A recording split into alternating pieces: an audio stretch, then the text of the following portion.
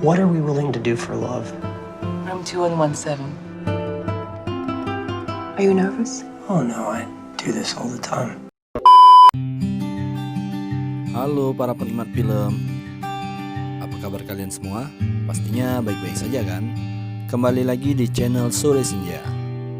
Semoga kalian menikmati video-video kami dan selamat menonton.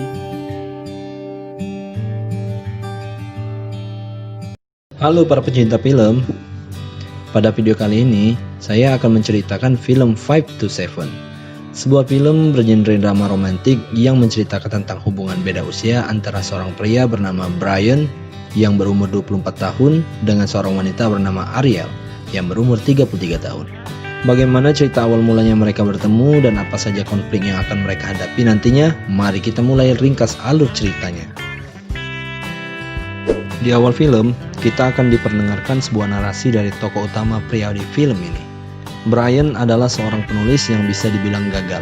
Saking gagalnya, hingga dinding apartemennya berhiaskan puluhan surat penolakan dari berbagai macam majalah dan koran.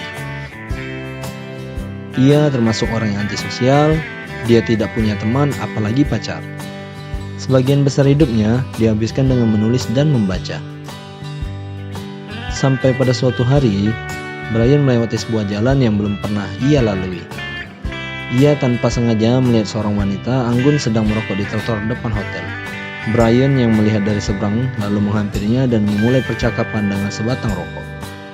Hanya dengan mencium bau rokok saja, Brian dapat menyimpulkan bahwa wanita tersebut adalah orang Spanyol atau orang Prancis. Karena ia tidak bisa bahasa Spanyol, dengan berani Brian mengajak wanita itu bicara dalam bahasa Prancis. Dan benar saja, Ariel memang orang Prancis. Sebuah cara perkenalan yang sangat masuk akal, tidak berlebihan dan sangat elegan. My name is Brian. May I ask your name? Ariel. Ariel. Setelah pertemuan pertamanya, mereka pun membuat janji untuk bertemu setiap hari Jumat pada jam makan siang yang di tempat yang sama pula. Jumat berikutnya mereka bertemu lagi meski hujan sangat deras. Di sini Brian perkenalkan dirinya sebagai penulis yang berumur 24 tahun. Begitu pula dengan Ariel, ia menjelaskan kalau dulunya ia adalah seorang model dan kini berumur 33 tahun. Pertemuan mereka pun semakin intens, yang awalnya hanya setiap Jumat, kini menjadi setiap hari, dari jam 5 sampai dengan jam 7. Di pertemuan berikutnya, Brian dikagetkan dengan sebuah fakta, kalau Ariel ternyata sudah punya suami dan mempunyai 2 orang anak. Suami Ariel adalah seorang diplomat asal Prancis yang ditugaskan di New York. Di sini, Ariel kemudian menjelaskan bahwa sang kaset dalam bahasa Prancisnya yaitu 5 to 7 adalah sebuah hubungan percintaan di luar hubungan pernikahan itu sendiri. Hal ini biasanya dipraktekkan oleh pasangan yang mengusung konsep open marriage, yakni mereka yang membebaskan satu sama lain untuk berkencan dengan siapa saja, asal tidak diketahui oleh publik dan hanya dilakukan di jam 5 sampai jam 7 tersebut. Bahkan Ariel pun kembali menambahkan bahwa suaminya sejak 1 tahun lalu sudah terlebih dahulu mempunyai simpanan bernama Jean, dan ia pun mengenali dengan baik siapa wanita simpanan suaminya tersebut. Brian yang shock dengan budaya tersebut merasa tidak yakin ingin melanjutkan hubungan ini. Ia menolak untuk terlibat lebih jauh. Namun setelah 3 minggu berlalu, Brian yang menjadi stres dan tidak bergairah akhirnya memutuskan terjun kembali ke dalam cinta terlarang ini. Ia pun menemui Ariel di tempat yang sama ketika mereka berdua pertama kali bertemu. Ariel dengan senang hati melanjutkan hubungan mereka, tentu saja dengan syarat bahwa mereka hanya bisa bertemu di jam 5 sampai dengan jam 7. Ariel kemudian menyerahkan duplikat kunci kamar hotelnya ke Brian dan menyuruh Brian untuk datang keesokan harinya, tepat di jam 5. 2117. Scene berpindah saat Brian tiba di dalam kamar hotel mewah Ariel. Ariel yang sudah menunggu di dalam menyiapkan suguhan minuman selamat datang kepada pacar barunya itu. Dan tentu saja mereka pun bermantap-mantap. Hari-hari berikutnya mereka lalui dengan penuh romantisme meski harus tetap sesuai aturan yang mereka buat, yaitu hanya bertemu di jam 5 sampai jam 7. Tidak boleh bermesraan di tengah umum, apalagi berciuman. Semuanya tampak begitu lancar hingga pada suatu hari ketika Brian sedang berjalan kaki, tiba-tiba sebuah mobil bergerak perlahan menghampirinya. Pria di dalam mobil itu lalu meminta Brian untuk masuk ke dalam mobil. Pria itu lalu memperkenalkan diri bahwa ia adalah Valerie, suami sah dari Ariel, wanita yang sedang dikencani Brian saat ini. Bukannya marah karena mengetahui istrinya berselingkuh, Valerie justru berterima kasih kepada Brian karena sejak pertemuan Brian dengan Ariel, Valerie bisa melihat kebahagiaan yang belum pernah ia lihat dari diri Ariel sebelumnya. Valerie bahkan mengundang Brian untuk menghadiri jamuan makan malam di rumahnya pada hari Sabtu depan. Sekali lagi Brian dibuat bingung dengan budaya suami istri asal Prancis ini. Terlebih ketika Brian tahu bahwa kehadirannya justru diceritakan langsung oleh Ariel kepada suaminya. Sebuah hal yang sangat sulit, bahkan tidak akan mungkin bisa diaplikasikan ke dalam budaya orang Indonesia.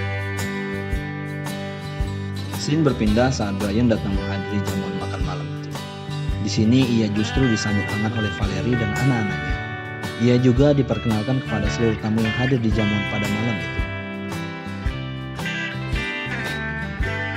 Di sana turut hadir pula wanita simpanannya Valerie yang bernama Jane, yang ternyata berprofesi sebagai seorang editor di sebuah perusahaan penerbitan. Walaupun pada awalnya Brian terlihat canggung, tapi ia akhirnya mampu mengendalikan diri dan beradaptasi dengan cepat. Saat dalam perjalanan pulang, Brian yang satu taksi dengan Jane berusaha memahami lebih dalam apa yang sebenarnya sedang terjadi. Ia sama sekali tidak menyangka dan akan terlibat dalam situasi yang sangat tidak biasa ini, di mana suami istri secara terus terang berkencan dengan orang lain. Berbeda dengan keluarga dan teman-teman Ariel yang sudah tidak kaget dengan keberadaan Brian. Orang tua Brian mengalami shock yang cukup hebat ketika tahu bahwa anaknya menjalani hubungan dengan istri orang. Well, I am 33, married, and the mother of 2. Tentu saja orang tua mana yang tidak terkejut dengan itu. Anak yang masih lajang menjalani hubungan dengan seorang wanita yang sudah menikah dan mempunyai anak. Seperti sikap orang tua pada umumnya, sang ayah awalnya menunjukkan ketidaksetujuan terhadap hal ini. Untungnya mereka bukan orang yang close mind, jadi mereka tidak melarang Brian dan hanya mewanti-wanti agar ia tidak jatuh ke lubang yang sama. Pertemuan-pertemuan selanjutnya antara Brian dan Ariel semakin menarik satu sama lain, saling memperkenalkan kebiasaan dan budaya masing-masing. Seiring berjalannya waktu, Brian menjadi lebih dekat dengan anak-anaknya Ariel. Mungkin sekalian menunjukkan bahwa ia sudah mampu menjadi ayah yang baik di usia muda sekalipun. Tentu saja, jarak 9 tahun di antara mereka menjadi sebuah pertimbangan. Maka wajar saja jika Brian seringkali berusaha terlihat lebih dewasa. Sebuah kabar gembira kemudian datang. Untuk pertama kalinya, cerita yang ditulis oleh Brian dimuat di majalah The New Yorker, dan ia berhak mendapatkan upah sebesar $6.000. Ariel begitu bangga mendengar pencapaian Brian tersebut. Ia diminta oleh Brian untuk mau pergi bersama ke seremonial yang diadakan oleh majalah tersebut. Sayangnya Ariel tidak mungkin datang karena seremonial itu berlangsung di luar jam kencan mereka. Namun yang terjadi justru sebaliknya. Ariel ternyata menghadiri acara tersebut dengan membawa serta suaminya Valerie, dan bahkan Jane, pacar Valerie, pun turut hadir di acara tersebut. Jane yang berprofesi sebagai editor kemudian mengajak Brian untuk bertemu dengan bosnya di lantai atas. Jane kemudian menjelaskan bahwa bosnya ingin agar Brian menulis sebuah novel yang akan nantinya diterbitkan oleh bosnya Jane.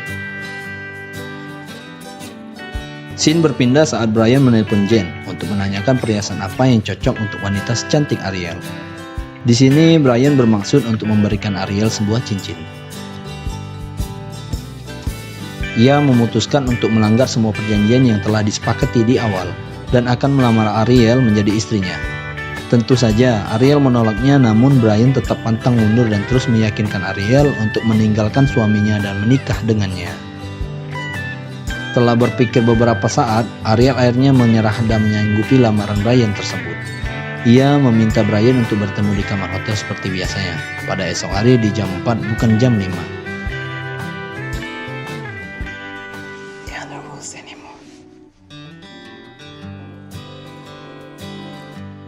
Dengan penuh harapan, keesokan harinya setelah selesai berkemas, Brian kemudian bergegas datang ke kamar hotel itu dan hanya menemukan kamar kosong yang sedang dibersihkan. ia menerima sebuah surat perpisahan dari Ariel yang pada akhirnya memilih untuk mempertahankan komitmen yang telah ia buat kepada suaminya. Meskipun cintanya kepada Brian sangatlah lebih besar, sebagai seorang ibu, ia merasa tak mampu untuk meninggalkan anaknya. Brian lalu menitipkan cincin berlian itu kepada petugas hotel dan meminta untuk memberikannya kepada Ariel saat ia datang untuk makan siang pada hari Jumat nanti. Di sini diperlihatkan Brian yang sedang patah hati sedang mengalami depresi. Ia menolak keluar dari apartemennya, ia tidak produktif untuk menulis dan waktunya hanya dihabiskan untuk menonton film-film Prancis. Setelah terpuruk beberapa lama, Brian memutuskan untuk menulis kisah cintanya menjadi sebuah novel yang diberi judul The Mermaid Story About Ariel. Beberapa tahun kemudian, Brian sudah move on lalu menikah dan mempunyai anak. Akhirnya ia bertemu dengan Ariel untuk pertama kalinya sejak Ariel memutuskan bahwa ia tidak bisa menikahi Brian. Dan selama bertahun-tahun pula perasaan cinta antara mereka berdua tidak pernah berubah. Brian masih mencinta Ariel meskipun ia sudah menikah. Ariel pun demikian, ia bahkan masih mengenakan cincin yang diberikan oleh Brian. Lalu, apakah ini yang dinamakan cinta tidak harus memiliki?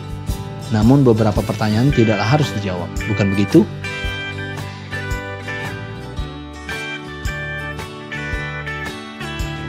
Film ini memberikan pandangan bagi kita semua, khususnya tentang bagaimana menjalani hubungan terbuka.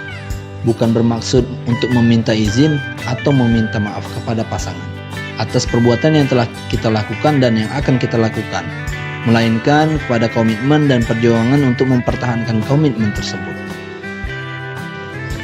Mungkin sampai di sini dulu video kali ini. Jikalau kalian memiliki kritik dan saran, sampaikan saja di kolom komentar. Dan jangan lupa untuk like, komen, dan subscribe channel ini. Sampai jumpa di video berikutnya, and goodbye!